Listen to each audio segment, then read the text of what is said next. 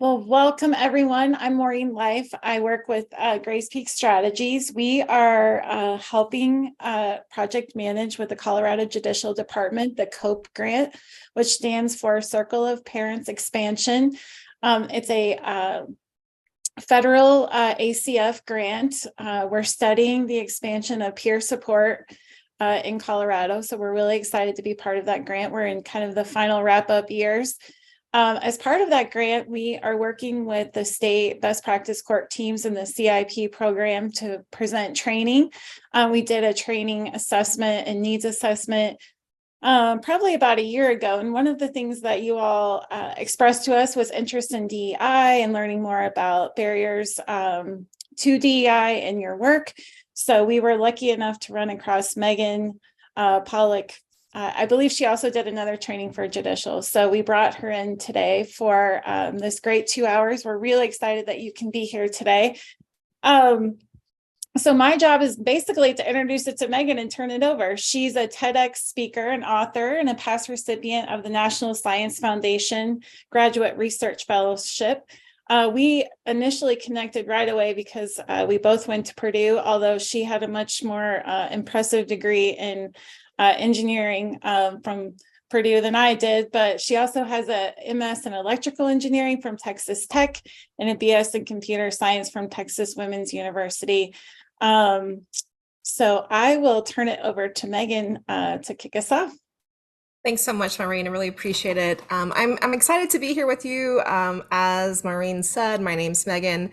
I live in a small Texas town. I'm right on the coast, and so that's if you heard me talking about lots of rain and floods, that gives you a little bit of a picture why.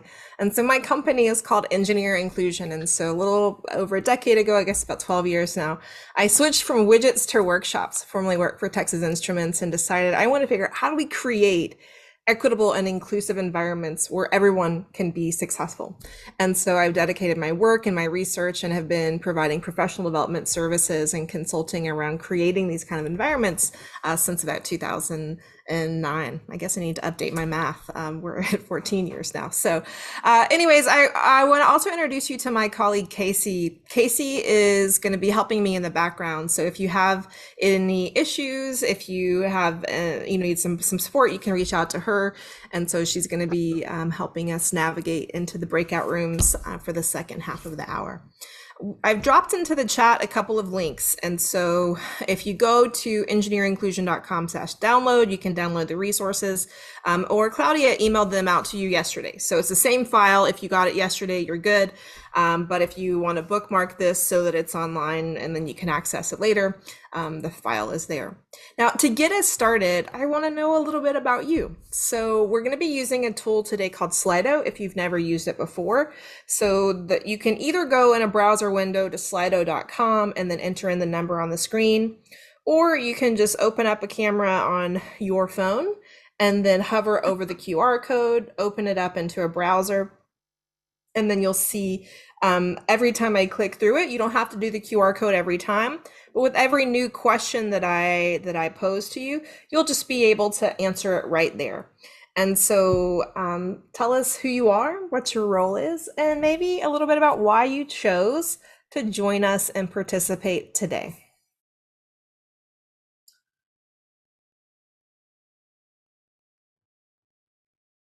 We've got a few people typing. It allows me to see the number up at the top of the screen, how many people are typing.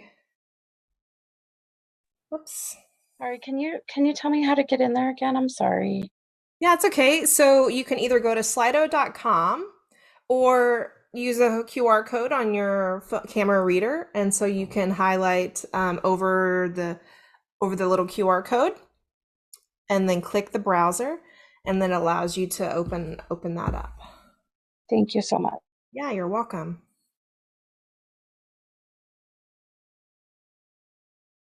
Whoops, I keep clicking. Looks like Maria used the a different feature. All right.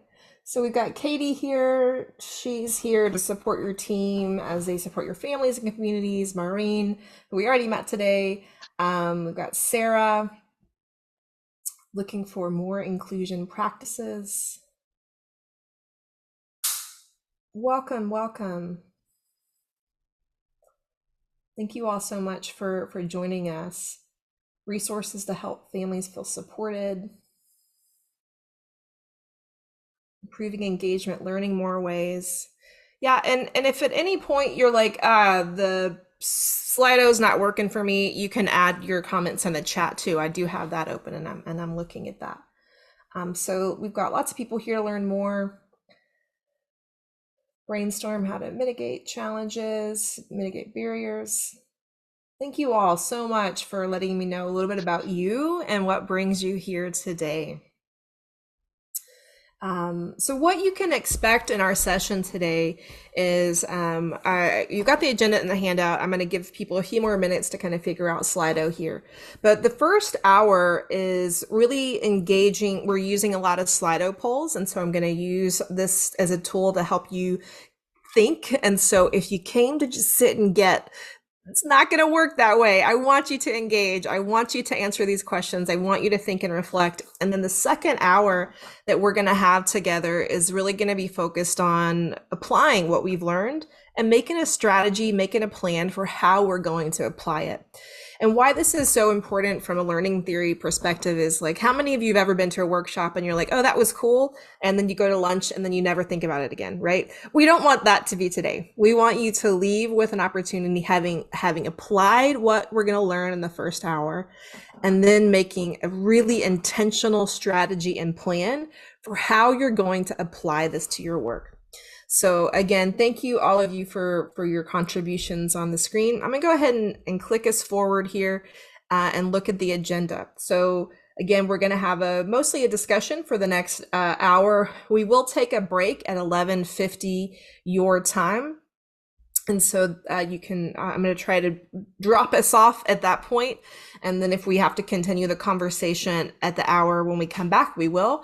But then you'll have an activity. I'm planning on 2 breakout rooms for the second hour, where you're doing an activity, identifying systemic barriers, and then action planning for how you're going to add those supports for students. I talked to a lot of educators for your clients. So I want you to think about first, and Casey, if you could help me by cleaning up the blackboard there. I want you to reflect and share, what are the kinds of success that you want for your clients? Now, this is a word cloud, so single words or short phrases are best, but I just want you to start thinking about, like, what is it that you wish? What is it that you want for your clients? When we come together today, really focus on client success. What does that look like? What does that look like to you? And how this works on the Slido is that if you see something that someone else has typed, you should be able to, like, select it, and so that will elevate it. You want people to feel like they belong. You want them to experience empowerment, healing, equity, reunification. So we have a strong emphasis on equity and empowerment, reunification with families. You want people to experience feeling valued, and love and support, and you want them to feel seen and understood. You want them to experience healing, accessibility. What else? Stability. I see that there in the corner. What are some other things that you want, the other kinds of success that you want for your clients?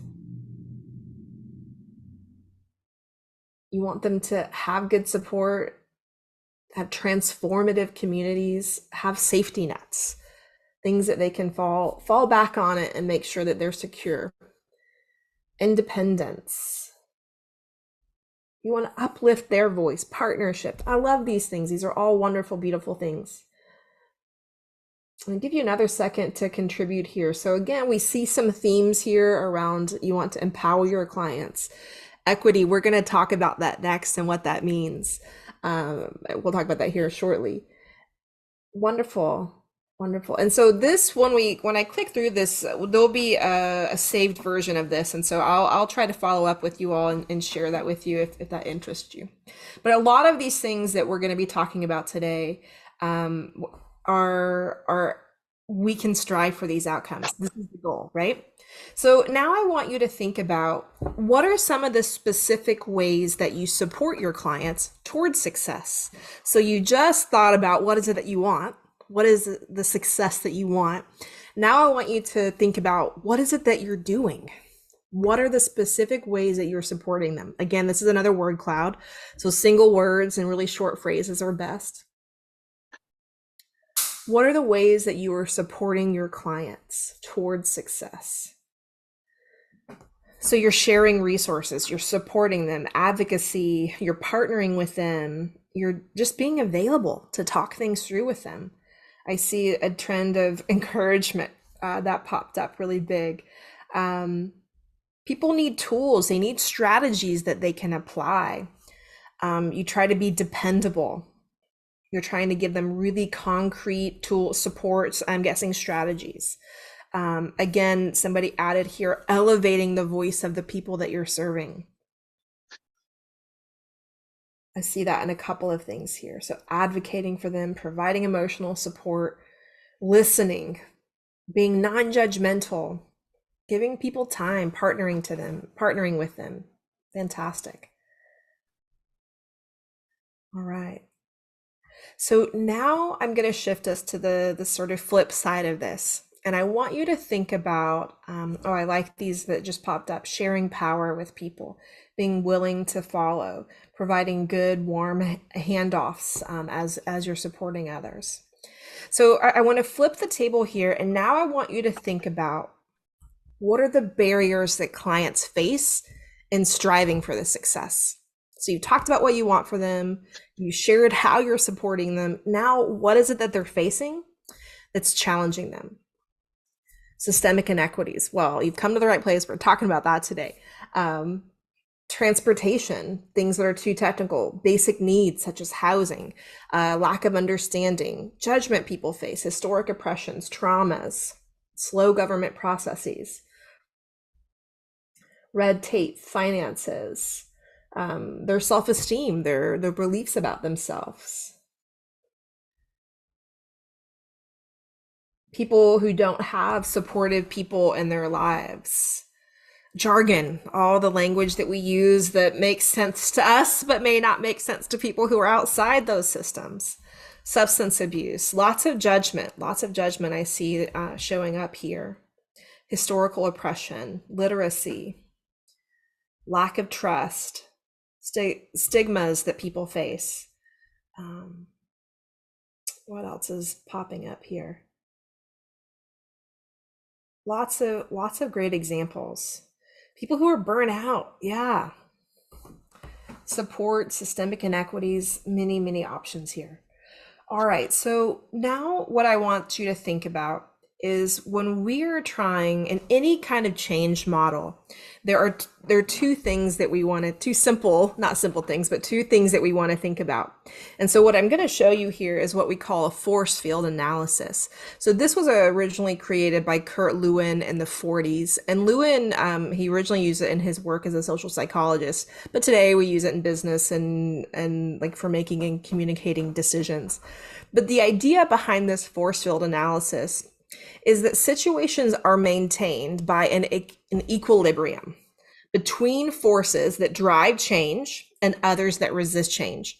So in this figure, we can look at it. We've got these two driving forces that are creating this equilibrium. We have tailwinds. So that's what you are. You're hopefully always a tailwind that's supporting people and trying to reach the outcomes that you want for them. But they are also always facing these headwinds, these things that are pushing against them, these forces that are resisting change, these forces that are resisting their ability, their capacity to reach that. And so what can happen for us as change makers, as people who support people, is that it can become really frustrating at times, because all we see is that we're pushing them, right? We're those tailwinds, we're trying to push people forward, but we don't always see what's coming against them.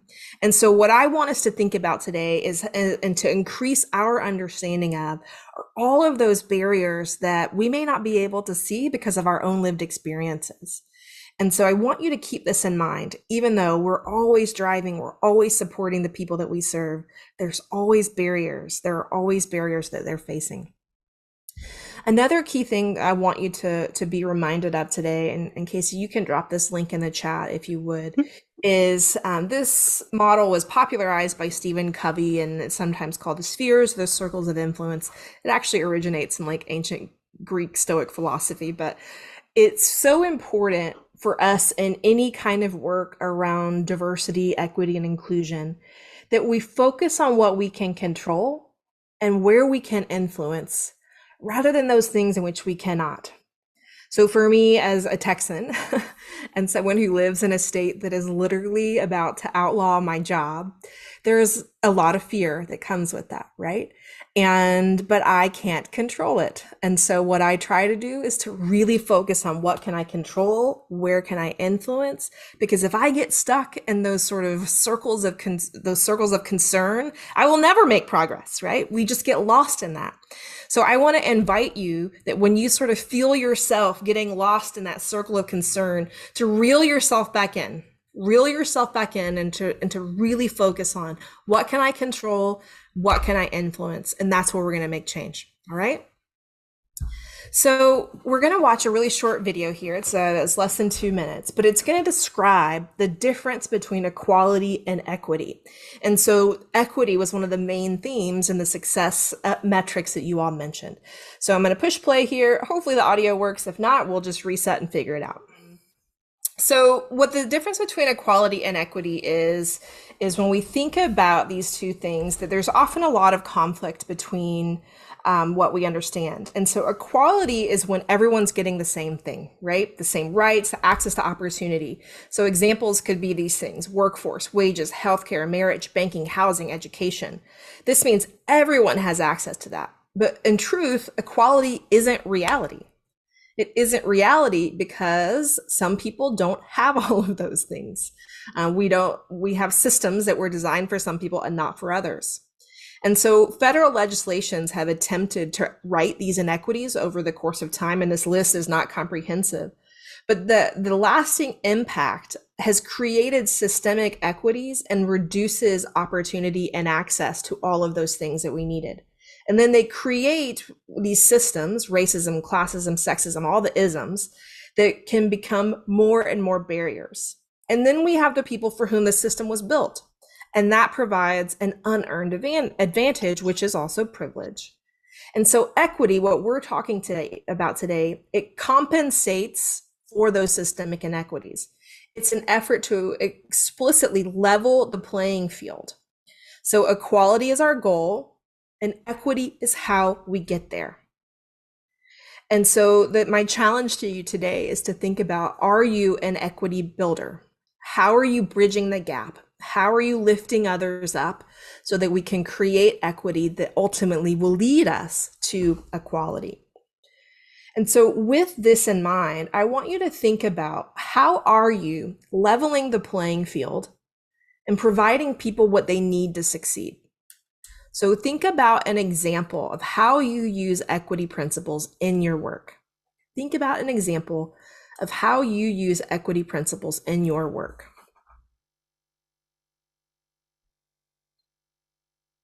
So if you think about it with an easy way to think about your equity is maybe if you have children, right? So you give some of your kids some things and some of them others, because one kid may not need those supports.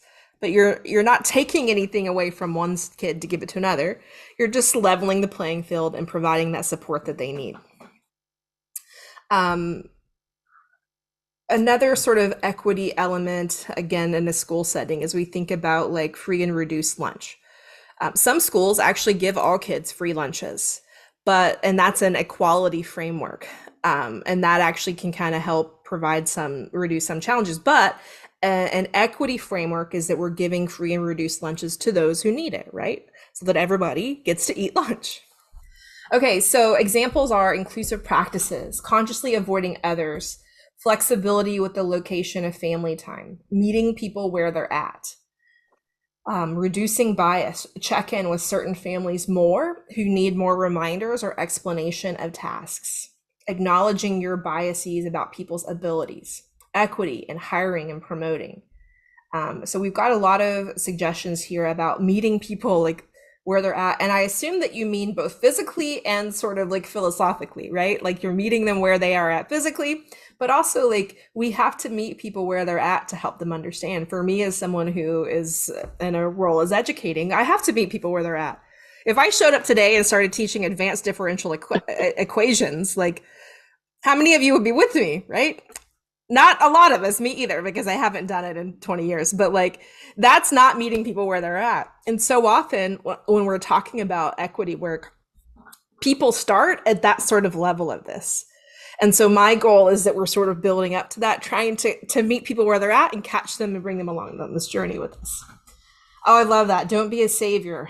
Yeah, we're not trying to save people here. And that's the next one of the next key points is we're also not trying to fix people. Letting providers know about trauma or negative experiences with systems so they can tailor their introduction to them. Yeah. I think that is certainly a great tool. I think and how you do that also is important because that helps. We want to tell people so that they're aware and that they can tailor, but not tell them in a way that's going to bias them against their experiences, you know? I don't know what Lex strategies are, but I bet many of you know what those are. So dynamic and personalized intervention plans. Yeah, so these are great examples. And so our goal today is to build on what you're doing. I'm not asking you to change everything that you're doing. What I hope is that I'm going to give you a new lens and a new way of thinking about that. And so as I suggested, you know, people are not broken. People don't need to be fixed. How many of you have ever had a friend, a partner, a mother who like thinks you need to change? How good does that feel? It does not feel good, right? Like we aren't broken. We don't need to be fixed. We may have faced lots of barriers that challenge us, but what we want to focus on instead is changing the systems and not people. We want to understand what are those barriers? How do we remove the barriers that we can? And how do we add those supports that are going to benefit them? And so when we change the systems, the structures, the ways in which we operate, that is more sustainable than trying to change the people that are part of those structures that have been affected by them. Now, we're shifting now to really talk about those systems. So how do we change the systems? Well, we can't change it unless we understand it. And so when we first think about a system, there are always inputs to a system. Now, how many of you were part of the sort of the movement to make sourdough over the COVID era, right? Okay, Casey raised her hands. I was like 3 years late on this bandwagon. So I started and I lasted 2 weeks. But like what I found with this is that there is just very similar to systems. So what you put out is going to drive what you get out of it, right? Any kind of baking scenario, what you put in, it's going to affect what you get out. And so when we think about systems, systems are designed to get the results they get. Systems are designed to get the results they get. So if we're not getting the results that we want, it means the system is not designed to give us those results. The input is always going to drive the output. The culture of a team, of an organization, of an environment is going to predict the outcomes. And finally, those forces yield a system. So there are lots of forces of our cultures, of our organization, of all the systems that people face. They are yielding the system. And again, it's tied to and a function of the inputs and the outputs. And so before we can actually fully understand systems, we have to understand that there are root causes to get those outcomes. And so root causes, these are core level issues. It's that highest level cause that sets in motion an entire cause and effect reaction that ultimately leads to a problem. And so why it's important for us to think about root cause is for us to understand systemic and structural inequities. All of this is getting back to a root cause. How many of you have ever had a conversation with a 5-year-old where they ask why? Did they settle with one answer? Mom, why is the sky blue? You give them an answer, but why? Or and they give you another answer. Well, why? And so they just kind of go on and on and on, right? So all these kids are doing is it's not because they're trying to prolong the conversation. They're actually problem solvers. That they are trying to get to the root of the issue. They really want to understand the answer to something, even though we might think that they're just trying to annoy us and keep sort of dragging something along. So when we think about how do we understand systems, we're going to act like 5-year-olds and keep asking why. This is, in theory, a root cause analysis strategy. It's called the 5 why analysis. And how you do that is you ask a question of like, this is the situation. My client is facing this challenge. Well, and we ask why. Well, why is my client facing this? You get an answer. Well, they're facing this challenge because of this. Well, why is that? And so you just keep asking why until you get to some of the root causes that we're going to address here during our time today. So I had another video, but I think it's not going to show. And so we'll skip over that. And so what I want us to remember is that when we think about root causes, is that most of the time we get stuck at some of the symptoms. We get stuck at things like people's performance, people's persistence, whether they're participating in the process or any number of symptoms, right? But symptoms aren't a root cause. They're just a function of all the things that have led to that. So we can then, below symptoms, there are problems that could lead to those things, like awareness, interest, lots of kinds of things. But if we dig deeper, if we kept asking why, we can get to some of those root causes, like culture and climate, access, opportunity, policies, bias, and stereotypes. Now, I'm going to go through a couple of vocabulary words here, and then we're going to learn about how all of this maps together. So I'm going to use this term a little bit today. And so the term marginalized is marginalization. This is a treatment of a person or a group or a concept as insignificant or peripheral. So marginalized groups refer to individuals who are consistently confined to lower or peripheral edges of society or groups because they are commonly seen as different from perceived norms and dominant cultures. And so marginalized groups, we often sometimes use the term minoritized groups. They often experience disadvantage and discrimination that stem from systemic social inequalities and injustices. So now we got to figure out what are all those injustices, right? And so now we're going to talk about the oppression that affects marginalized groups. And so oppression, it is a combination of prejudice and power that creates a system that then discriminates against some groups, in most cases, marginalized and minoritized groups, and benefits others. So these systems include all the isms: racism, sexism, heterosexism, ableism, classism, anti-Semitism, and more.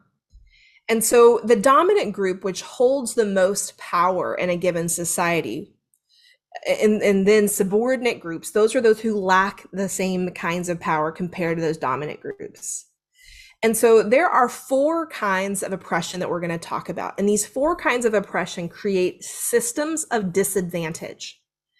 And so systems of oppression, again, the 4 we're going to talk about today are ideological, interpersonal, institutional, and internalized. These systems overlap and they interact. They are designed by people and upheld by people. So just like we have systems of disadvantage, we have systems of advantage. So systems of advantage are privileges. So privilege is a special right, advantage, or an immunity that's granted or available only to a particular person or group. This is characteristically invisible to people who have it. Let me say that again. Privilege is characteristically invisible to people who have it. So people in dominant groups may believe that they have earned the privileges that they enjoy, or that everyone could access those privileges if they only work to achieve them. However, privileges are unearned, and they are granted to people in the dominant groups whether they want those privileges or not. And so privilege, it also operates on all 4 levels: interpersonal, cultural, and institutional levels, thus creating this system of advantage.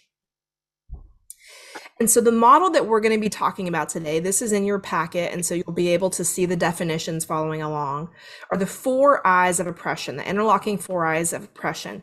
And this is one way to understand how systems of oppression or systems of advantage or disadvantage, how they work together.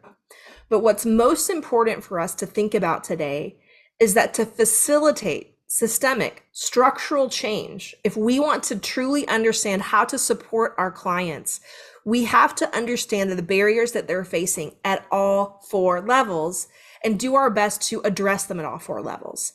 Because what often happens is we see things that happen to individuals and then we say, hey, let's just provide a mentoring program. Let's provide, a self-esteem building exercise. Well, all that's going to do is affect the internalized area. And I'll tell you what all these mean. But unless we address all of the external forces, that's not going to be a sustainable change. And so what we're going to do now is we're going to work through these. I've got 10 root causes that are then mapped to the 4 eyes. So the 4 eyes of oppression. And we're going to talk about what each of these mean. All right. So let's start off with ideological. So ideology is the foundation of the 4 eyes.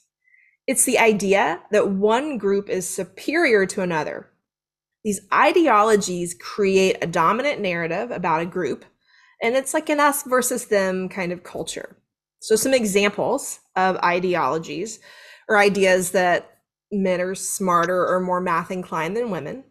Ideologies could be that low income people do not work hard. There are ideologies about immigrants and refugees. There are ideologies that all relationships are between men and women, right? And so these ideologies, they become very insidious, like parts of our culture.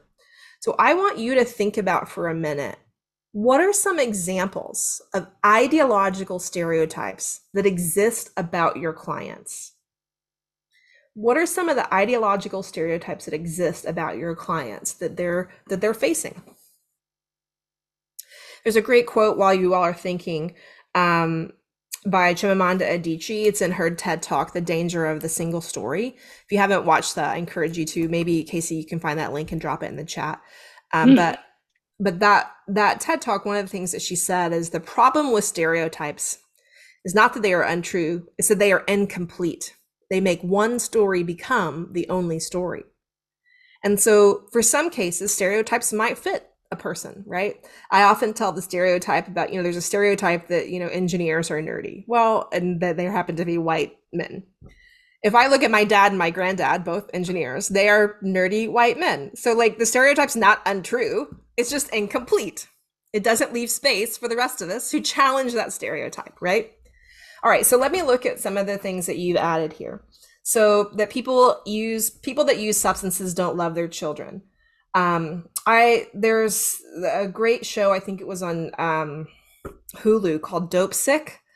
If you haven't watched that, I highly encourage you to watch that. To me, that was such an eye-opening way to understand substance abuse from people who've been affected by the opioid crisis. And so that is a great way to open your mind and see something from a different perspective.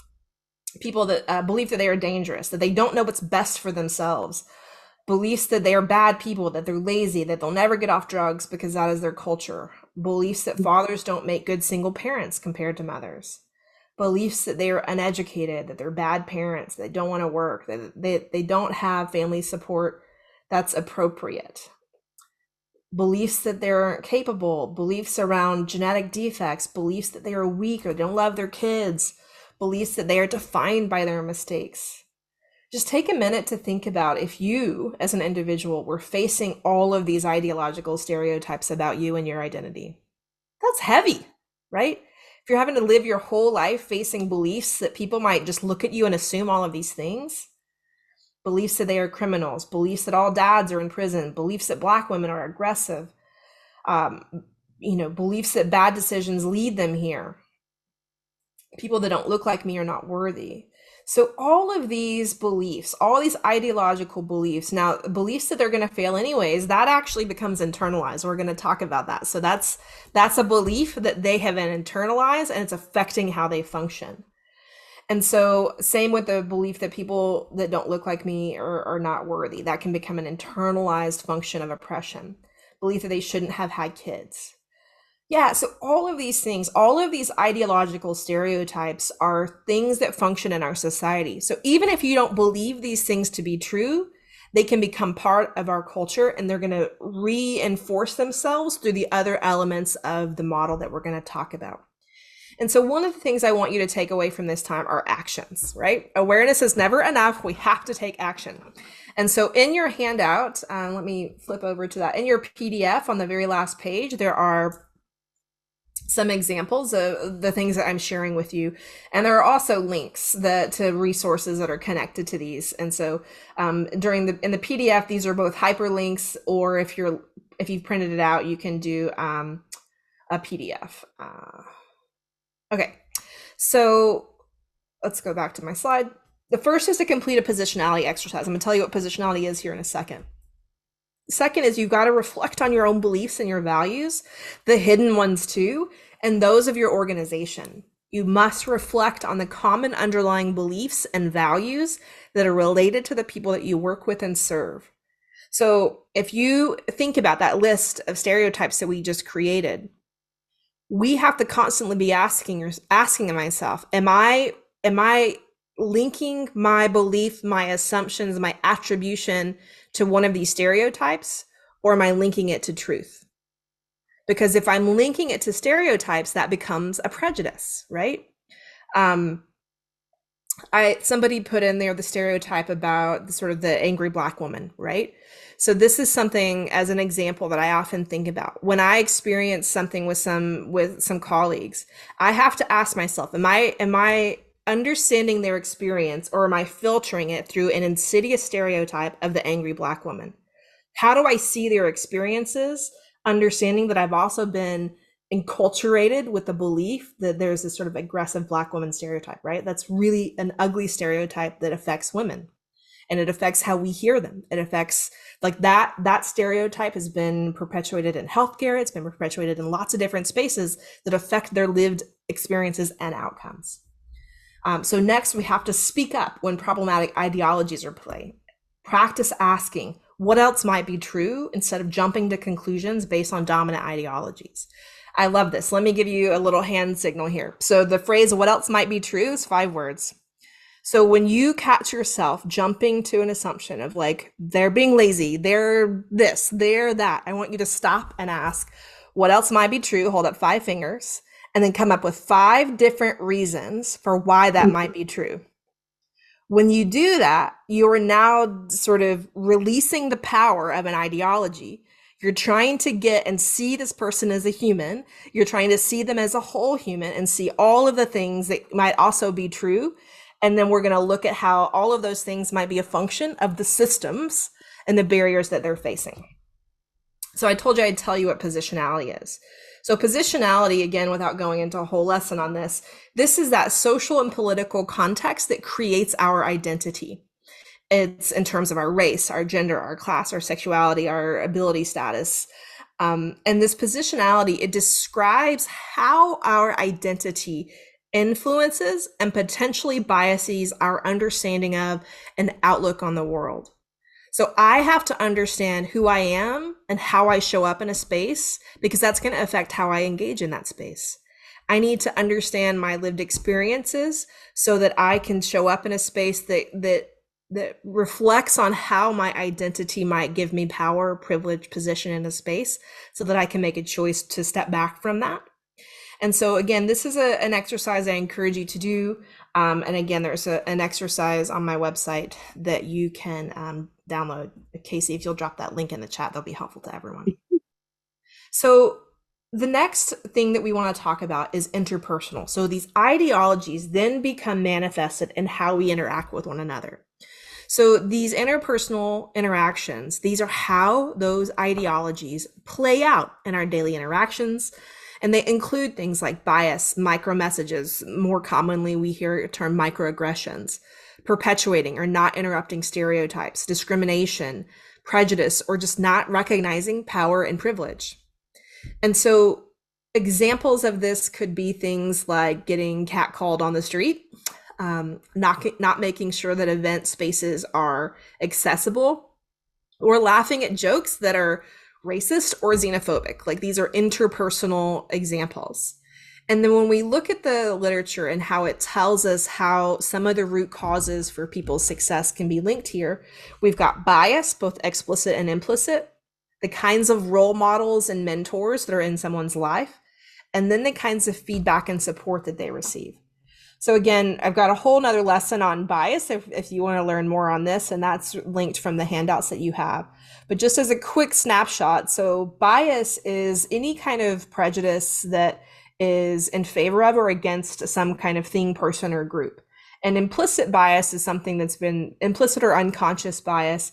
It's those attitudes or stereotypes that affect your own understanding, your actions, your decisions in an unconscious manner. And so all of us have unconscious implicit biases. If you have a brain, you have biases. Even though we talked about all of those stereotypes, even if you don't believe those things to be true, your brain is actually accessing that knowledge without your permission all the time. And so without conscious, cognitive, self-regulated behaviors, our brain could be assuming these kinds of things about people all the time. And so the next thing is to think about role models. What are the kinds of people that are in people's lives, right? And so characteristics of effective role models are that they have to have perceived similarity. They have to have some credibility. They have to be enthusiastic, and they have to have some competence through effort. And so role models are really important because we have to be able to see people who've done something in order for us to see that we can do it ourselves. And so this is actually one of the sources of self-efficacy, which is one of the internalized kind of internalized things that we'll talk about later. But if I don't have people in my life that help me see that I can do or accomplish a thing, it's going to be very difficult for me to see that for myself. And so one of the tools that you can have as a provider is to help people identify role models and mentors, right? Like an example of this is like any of like the AA programs. Like that whole system is built on like a mentoring model. It's built on you being in community with other people who are overcoming addiction. And then the last piece of this interpersonal element that we're going to talk about is about feedback. Again, another workshop in and of itself. But what you all most likely have the opportunity to do is to be very thoughtful and careful and inclusive about the kind of feedback that you provide.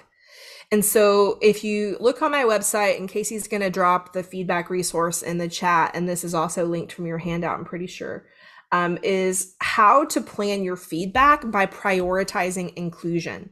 And so again, if we go to the handout here, it's linked right here on your PDF, how to plan feedback by prioritizing inclusion. And so you can learn a little bit about that and then watch a recording if you want to dig deeper into that.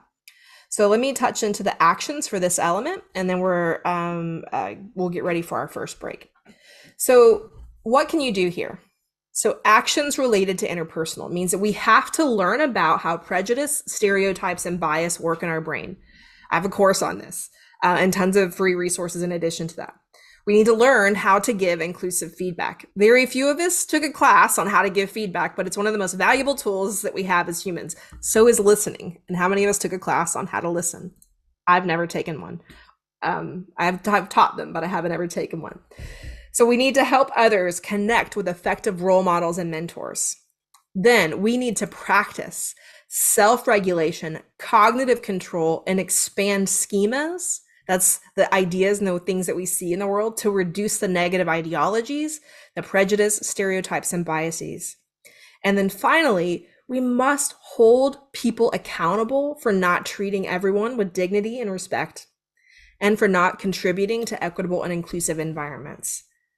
So the next element here is institutional. So I'm going to sort of set this up. We'll take a break. We'll come back and finish it after the break. But institutional oppression. So again, this is the third of the external influences, the external oppressions that people face. So institutional oppression, this creates a system of barriers limiting people based on their gender, their race, their sexuality, their socioeconomic status, their religion, nationality, ability, and many other dimension of identity. And these barriers, they can be invisible to those seemingly unaffected by them. Things like laws, policies, norms, like the way that we sort of assume that we all do things, practices, these can systematically reflect and reproduce inequities. So examples of institutionalized oppression are things like wage gaps, that is institutionalized sexism and racism. School to prison pipeline, that is institutionalized racism. Reduced access to high quality education, that's institutionalized classism. Reduced access to housing, like redlining, that is institutionalized racism. And so those are some of the big things, but there are also lots of ways that institutionalized policies happen in our daily practice. So you're probably thinking, well, I didn't build a school to prison pipeline. I didn't create redlining. But we can institutionalize policies that affect people. When we institutionalize policies about dictating how people dress, about how people have to wear their hair, these are institutionalized policies that reinforce negative oppressive behaviors. And so when we create institutionalized policies that you have to, even around transportation access, transportation is usually an institutionalized policy kind of issue. And because you all are dealing with lots of policies and procedures, I'm sure we could list a long list of all of the ways that all of these isms have been institutionalized in those policies and practices. So as promised, we're going to take a 10-minute break. I really want to encourage you to get up, stretch, because we're going to come back and I want your brain to be really excited to do this exercise that we're going to do. And we're going to talk about these 5 elements, internalized, and then the activity. And so 10 minutes, come back and we'll see you in just a few minutes. Thank you. Thanks, everyone. All right, welcome back, everyone. Welcome back. So we're going to dive into this last couple of elements and then give you an opportunity to practice this. Now, I hope it went without saying, but I'm going to say it just in case. If you have any questions, please ask me questions. You can unmute, raise your hand, you can add in the chat, but just let me know if you have questions. You don't have to wait till the end, okay? So now we're going to be talking about what are these 5, 6, 7, 8, and 9. What do they mean and what do they mean for us? So culture and climate, these sort of, culture is a sort of way of knowing and doing. It's the shared values that we have. And climate is how we experience a space. So your organization has a culture and a climate. And how people experience their culture and their climate depend on who they are and their identity. So there are many dimensions of diversity and identity, and this list is not comprehensive, but it's at least a start. But our identity could be based on our race, our gender, our socioeconomic status, our ability or disability, our ethnicity, citizenship, sexual orientation, religion, faith, or lack thereof, physical attributes, the traumas that we've lived and that we've experienced, our age, the language that we speak. And so marginalized individuals, as we talked about, these are these people who are consistently confined to those lower edges. And then when we think about some of the marginalized identities within the fields that you serve, we can begin to sort of slice out who has an overpopulation within these fields, within the people that you serve. And so all of these sort of culture and climate that people experience, a lot of times the sort of government kinds of policies are created by people who don't look like the people that they're serving. And this can create a difference in the kinds of culture and climate that people experience. And so we have to be really thoughtful of those environments.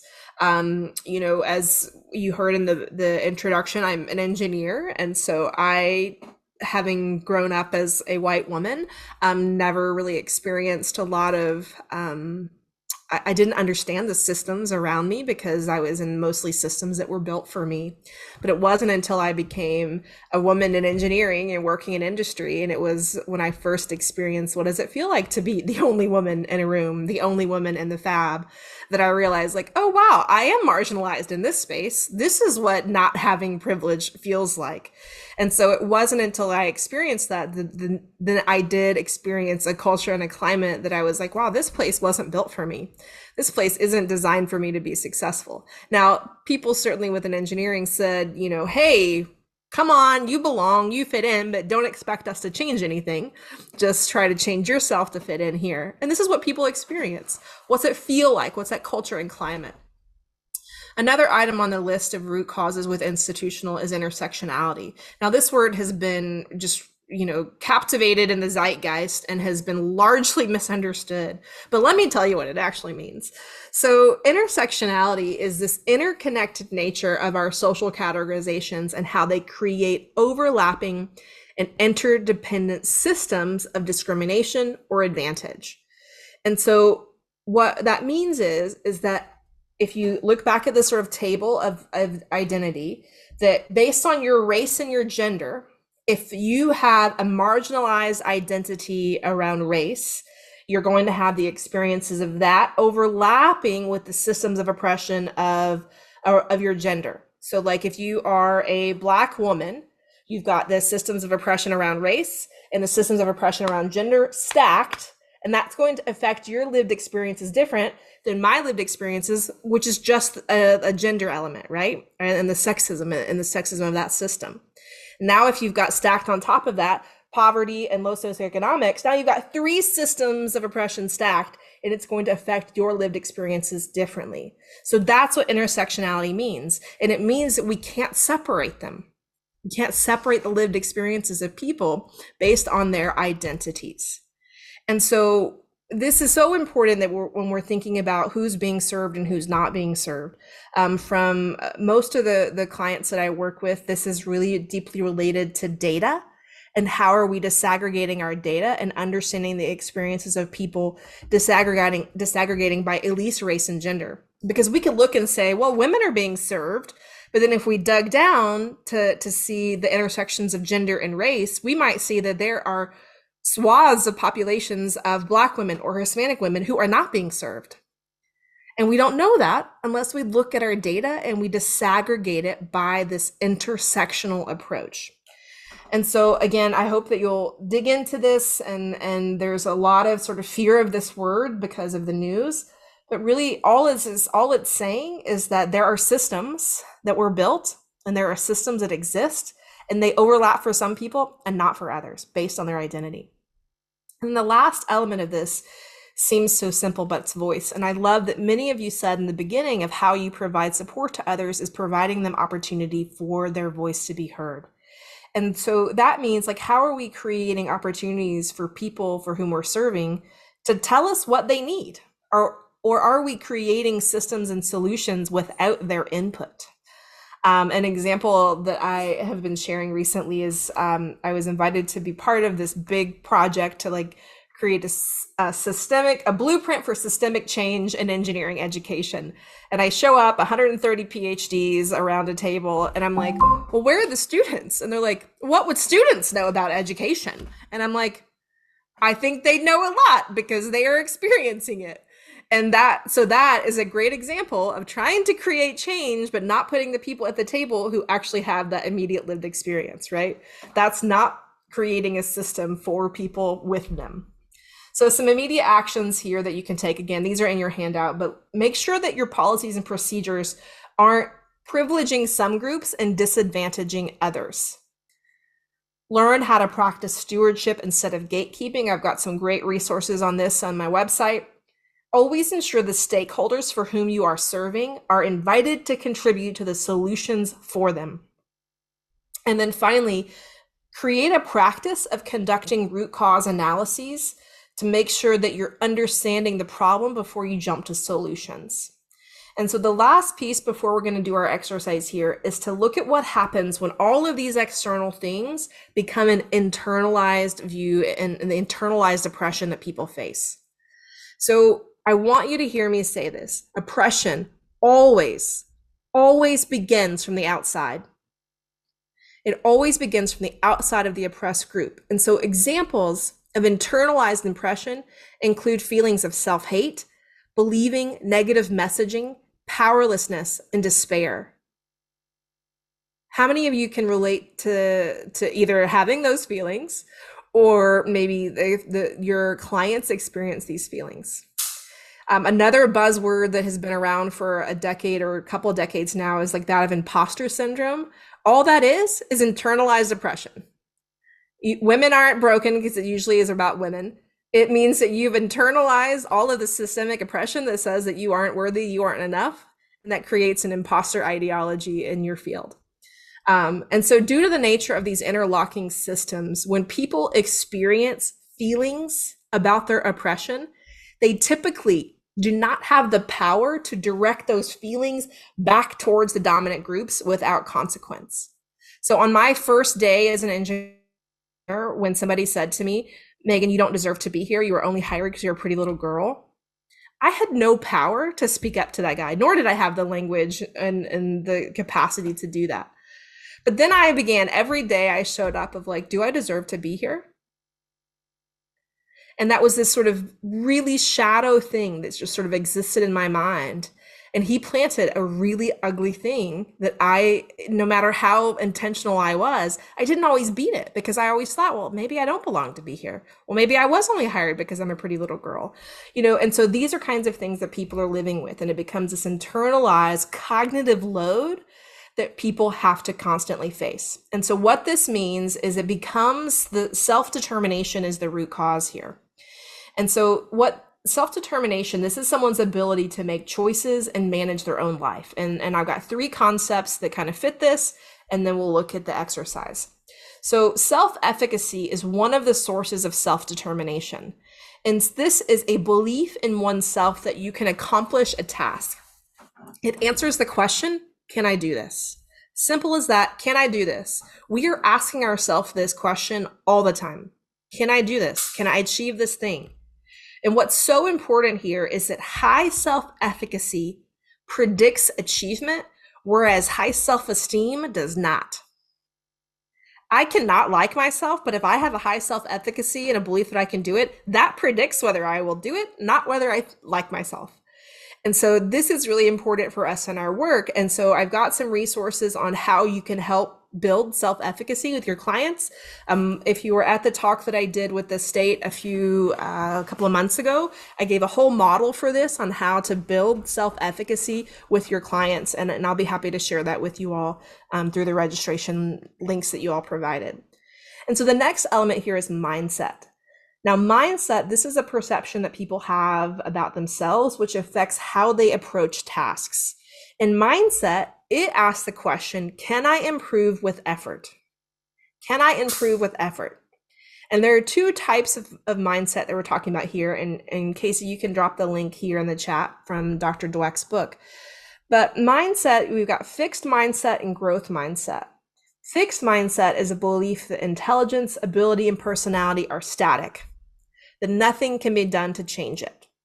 And growth mindset is a belief that intelligence, ability, and personality can be developed and change or improve with effort. And all of this can fall prey to a fixed mindset. I highly recommend that you read the book that Casey put in the chat. It's a short read. And it sounds hyperbolic, but it was really life-changing for me because I didn't realize how much of a fixed mindset I had about a lot of things. And with really simple rephrasing, we can build a growth mindset. And then the last thing is tied back to where we started, and that's stereotype threat. So stereotype threat is it's a social psychology theory that says that when we're in some kind of situation or we're doing something for which a negative stereotype about one's group applies, that it affects our performance. And so if there's a little comic strip here, I'll read it to you just in case it's fuzzy. But in the first block, it has a woman sitting between 2 men at some desks, and she's got a thought bubble that says, wait a minute, I'm the only female in this class. It's okay, no pressure, just be yourself, no pressure at all. I'm only representing all of womankind. And then she has her head on the desk and it says engineering 1, womankind 0. And then the guy sitting next to her like, ditz, psycho. And so while that may seem silly or not applicable to you, our people that we're serving, they are facing these things all the time. And it becomes a cognitive load on our mental bandwidth, this fear of validating a stereotype. And so it's the statement that's running through our head that says, I can't fail or mess up because I might validate that stereotype. And there's tons and tons of literature, and this has been validated across not just engineering, it's been validated in golf, in people's driving ability, it's been validated in math and people's ability to quit smoking. Like, it's in every sort of realm. If we are thinking about the stereotype, if we're thinking, I can't validate the stereotype or else I'm going to make everybody believe that this is all people like me, it reduces your capacity to actually do the tasks, and it lowers your performance. And so you've got those 3 elements that are influencing self-determination, and all of those things are functions of the external oppressions. So what do we do? It sounds so simple, but it's more than just being nice, but we need to practice care, kindness, compassion, and most importantly, empathy with people, and understanding what they're going through and understanding that how they are feeling and operating is most likely a function of the oppressive systems and not of their own doing. We need to provide programming to reduce the negative impact of internalized oppression, but be sure not to fix people, right? We're acknowledging the systems and we're trying to provide those supports, but recognizing we've got to change the system as best we can that's affecting them. And then finally, I do want to add, like, if you are experiencing internalized oppression, there's nothing wrong with you. There's nothing wrong with you at all. But if you want to overcome it, you can find role models, you can find mentors, you can practice positive affirmations to shift your mindset, and maintain hope that you can overcome those ideologies and beliefs about yourself and your identities. And so I do want you to know that if you experience internalized oppression, you can do something about it for yourself.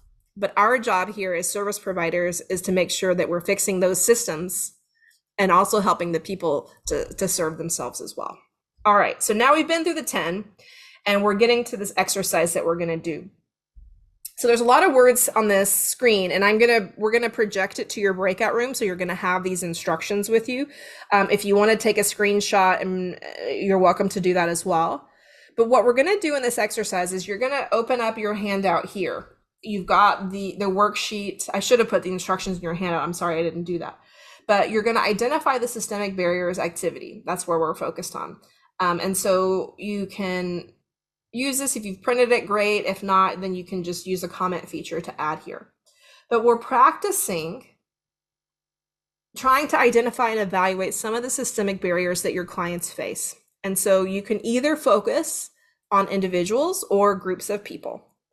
And so my objective for you here is to practice or hone your X-ray vision into the structures that uphold and reproduce those systemic inequities. And so you're first going to identify the subject. You're going to figure out who is it you want to think about. You're going to reflect on the barriers that they face. Start with one of the 4 I's and then brainstorm ideas about what you notice or perceive to be at play. And you're going to work around those 4 I's. And then I want you to consider your role. In what ways might you be unintentionally complicit in upholding those systems or perpetuating those barriers? Why? Does that system benefit you? If the system were to change to reduce barriers for others, how might that affect you? And then figure out what can you do with this. And so we'll get as far as we can with this. Now, how I want us to operate this can be both an individual and a group activity. And so we're going to put you into small groups. Casey, I'd like for you to put people in like groups of 3 or 4. Okay. And so if you get into a group where people aren't able to work, that's probably a function of their job and their situation. Pop back out and we'll try to put you in a group if you want to collaborate with others, okay? So don't think it's you, it's not you, it's just people have, different, situations. And so when you get into the breakout room, I want you to either decide, do you all want to do something together and work through this together? Or do you want to do it as an individual? and work through this on your own. So I can give you, let me see if I can give you an example. Okay, so let me give you an example. So an example would be, so the example I've mapped out here is, so my direct report struggles with technology, a barrier to success in her role. She tells me that I have too high of expectations for her. Let me move this screen over here so you can see it. She tells me that I have too high of expectations for her. So if I walk through the barriers,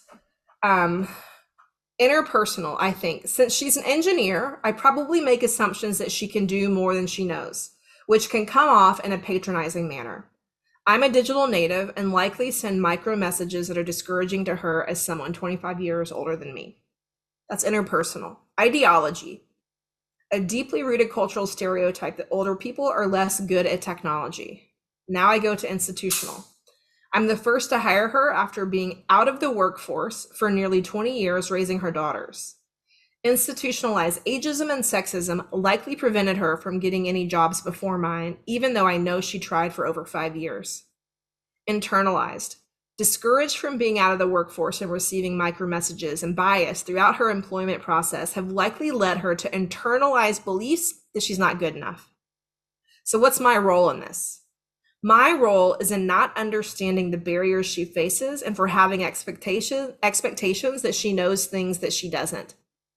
I've created an exclusive environment that doesn't allow her to thrive.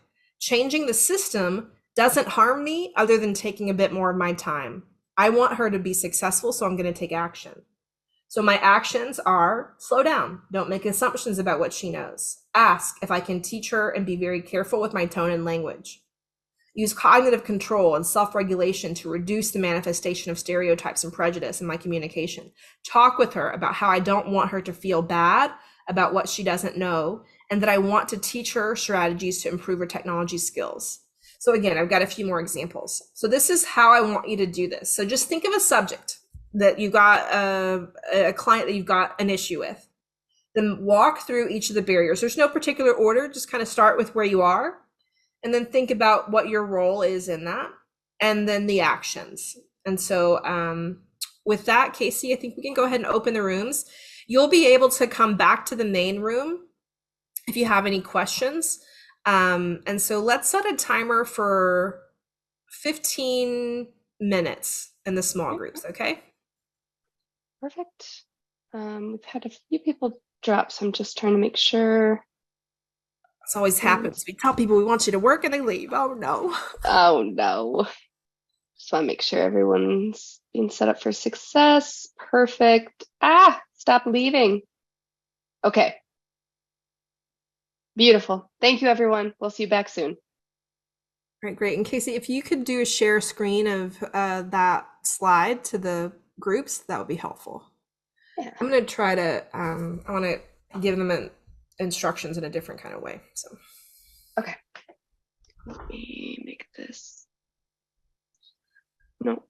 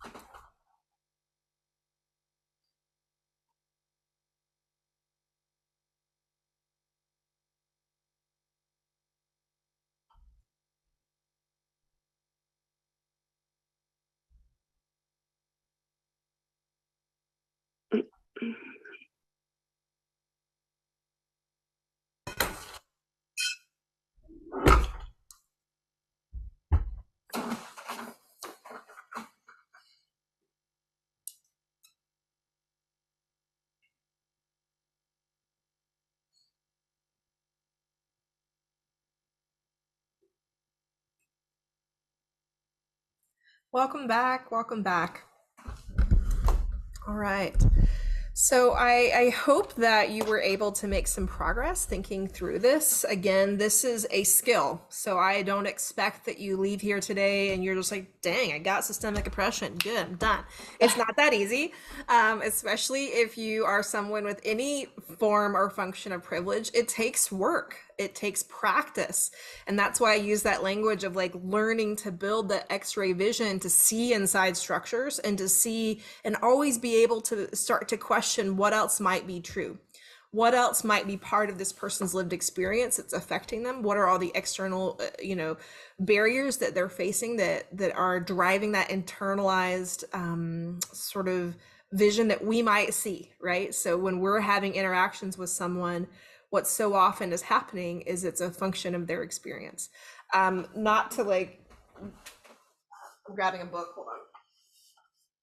This book is about kids, but it's called Good Inside by Dr. Becky Kennedy. And it's a great read. I highly recommend it, but I think this is just it has a lot of parenting stuff, so you can skip over that if that's not relevant. But what I like about this book is it has a real asset mindset to understanding that we're all good people. We just may be making bad decisions. And the things that we're doing are often functions of our environments, right? And so I like it as a book if you need something to listen to or whatever, it's a good one for that. And so I want us to spend a few minutes debriefing here. So does anybody have a story, a scenario that they got through that they'd be interested in sharing with the group?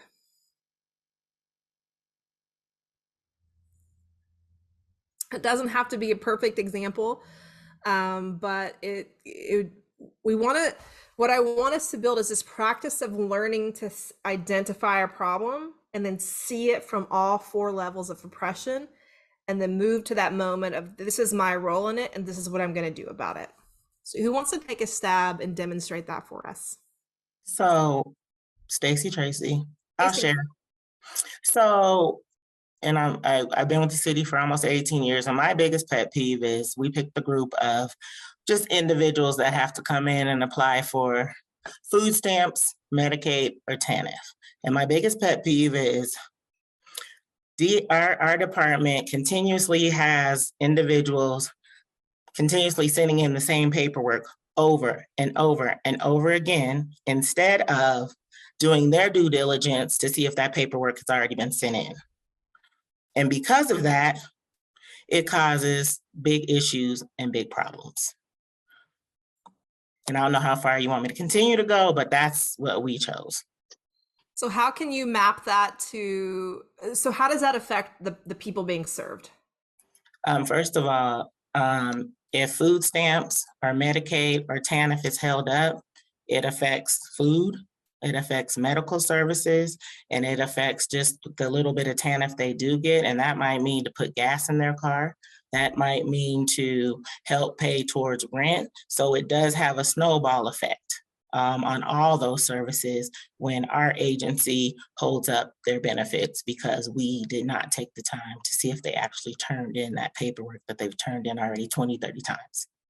And so is it the clients doing the paperwork or the staff doing paperwork? Yes. So the clients, let's just talk redetermination. So you have to redetermine it. You have to prove that you are eligible for these benefits. Let's just say food stamps every 6 months.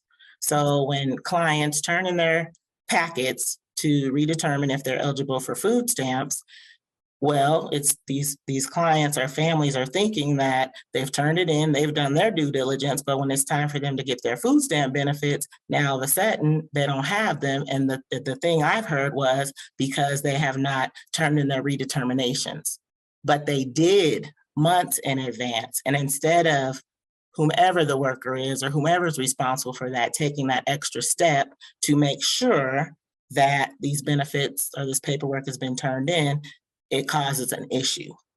Okay, thank you for this example. So what I can see how this happens is, so now you're building a distrust between people and the systems that should be designed to serve them, right?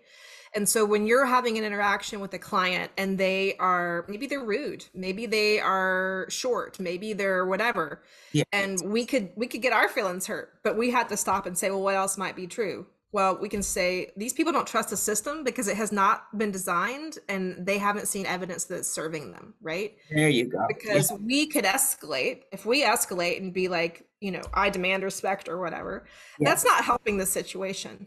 We can have practice empathy and be like, you know what? I'm really sorry this has happened to you. I'm really sorry the system hasn't served you. We're going to figure this out, right? So good. Thank you for that example. Right. And it could create internalized wise. They could say, I've done all this work. The system keeps not wanting to help me. Then they can internalize the system doesn't want to help me, which some might argue it doesn't, right? Like, because if it wanted to help people, it would make it easier. And that could affect lots and lots of decisions down the way. All right. Thanks, Stacy. Who else has an example? Sharon. Ron. Thank you. Natalie, where are you at? You're hiding? Natalie and I were talking about one of her clients, and she chose to be in the group. Hi. And we were talking about working through this process because she's actively working with a family. And we were talking about homelessness. And I had experienced a client who had been basically asked to move out of their place, and she's experiencing that too. So we were talking about to identify the situation of inequities. The client has 14 days to stay, 69 years old, 2 grandchildren who's caring for her kids. They're living at the Salvation Army. He's going to be leaving in a couple of days. And so we were thinking about the oppressions is that he cannot stay there longer than the 14 days. The system doesn't allow that. So the only way he can be to have an extension at the place is if he has a lease that's in place. And so we were thinking about how can the system help him? And so they're saying, hey, well, you know what, sorry, you've got to leave here. The system's not going to be able to provide you with any type of situations that can move you forward. And so now he's thinking about his inequities as a grandfather and how he is not being able to care for his children. And so the reflective barriers that we were looking at is, well, where does he come from? What nationality is he? Does this bring about, his inabilities to have employment because of ageism? Did it create it from ageism? Did it create because he has his grandchildren? As his grandchildren in school, the scarcity of housing, the scarcity food that he's not able to provide. So all those things that we were considering and looking at those ways for him, and then upholding some of those things that we were thinking about, some of the other barriers for him and how that's being perpetuated. It's being perpetuated because we're not able to identify who is the head of the housing people. We're just utilizing the housing.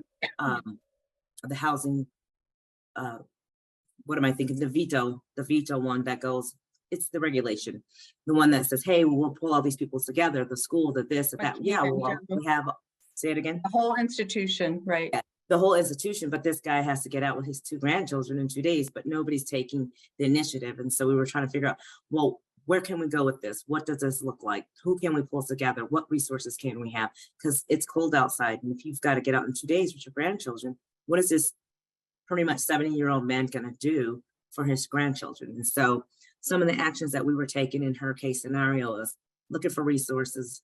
We provided some resources. We thought of some things that we wanted to do. How can we look at this, and what other barriers can we think about that we can overcome in the next 2 days that can allow this family to be housed? Yeah. Thanks so much, Sharon. I appreciate that story. I think that I want to make a few connections here. So when we see people who are facing any kind of situation like this, we could easily jump to, why haven't you taken care of your family? Why haven't you done the things? Why haven't you, whatever, insert question. But what's so helpful is to take a step back and always ask, well, what put this person in this situation, right? So we could look and understand systemic issues around, why is this grandfather taking care of his 2 children, right? How did the system play a part in leading him to this place, right? So there were lots and lots of things that put him there. Again, you're going to think I watch a lot of TV. Maybe I do, but the TV show the Netflix series Maid, MAID, I think is a really great picture of getting trapped and stuck in the system. And so she's a woman trying to get subsidies to take care of her children and leaving an abusive partner. And so that's a great way for yourself and helping others to understand the sort of trap of the system. I will give a trigger warning to you if you've experienced any abuse in your life, like be careful watching it because it will re-traumatize you. But again, looking at the system and helping us to really humanize people and their lived experiences, right? And so again, what are all the things that have happened to this man, right? He could have had so many different barriers. So well done, well done. Okay, so for the last 10 minutes, I want to give you an opportunity to really think about how are you going to take this, what you've learned, and what do you want to do next? So there are lots of resources that are on the handouts. So you've got, let me get to the PDF. So there are quite a few different, actions that you can take, things that you want to focus on. But most importantly, I don't want you to just focus on a single action. I want you to focus on how can you create this process, this practice of institutionalizing this and how you do business.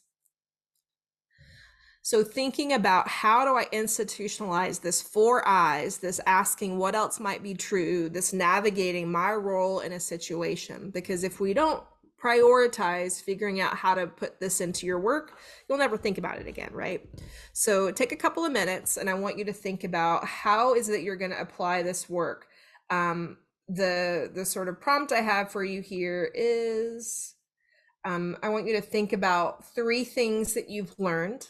So this is a way to reflect on the day, 2 things that you want to do differently, and then 1 immediate action item.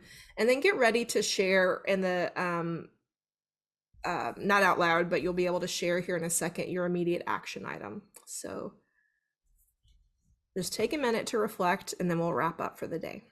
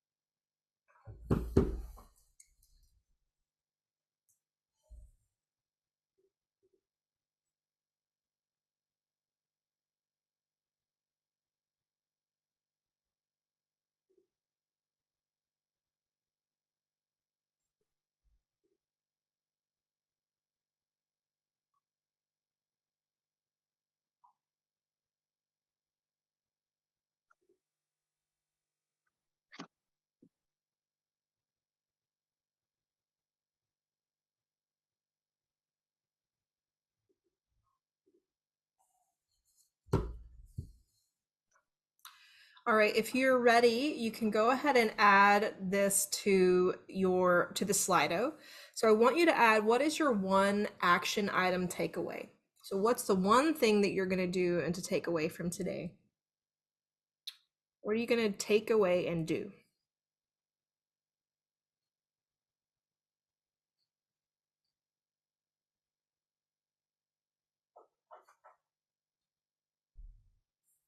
And I have this set up as like a chat storm. So we'll get a bit of a critical mass and then I'll open it up. And that's just so that everybody gets to share their idea without having to compare to everyone else.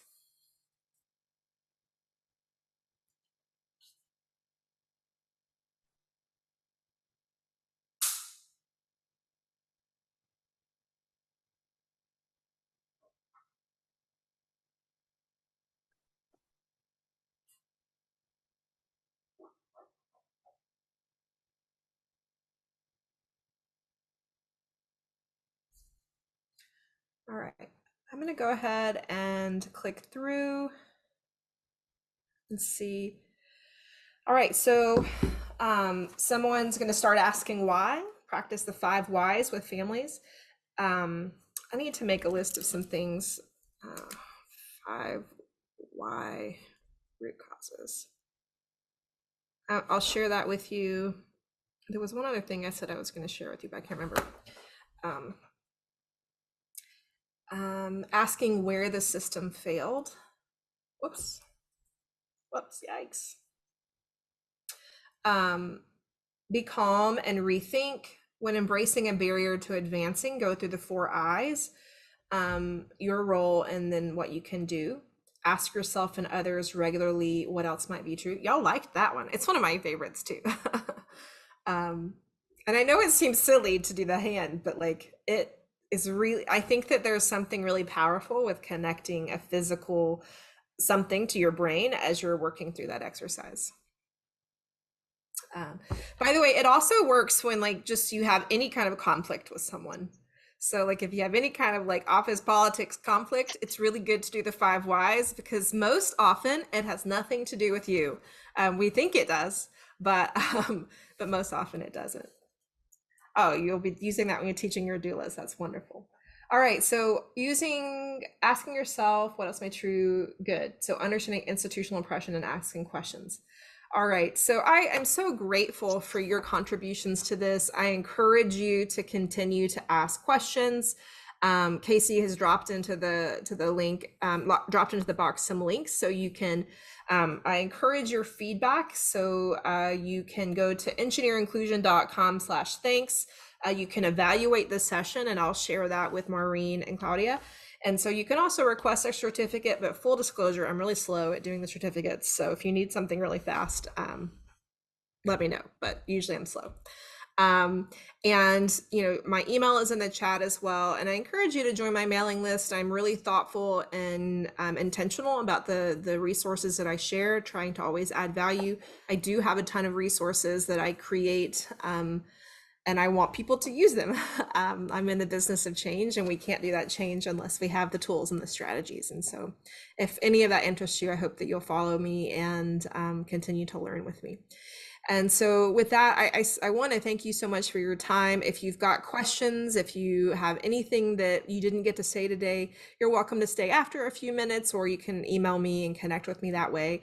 But know that so often when we're trying to serve the people that we're serving, that there are so many things that we can't see that people are facing. If we think about sort of life as an iceberg, we see the tip of the iceberg that people that we're allowed to see, but so much of their lived experience is below the waterline. It's hidden, and it's the bulk of their lived experience and their identities.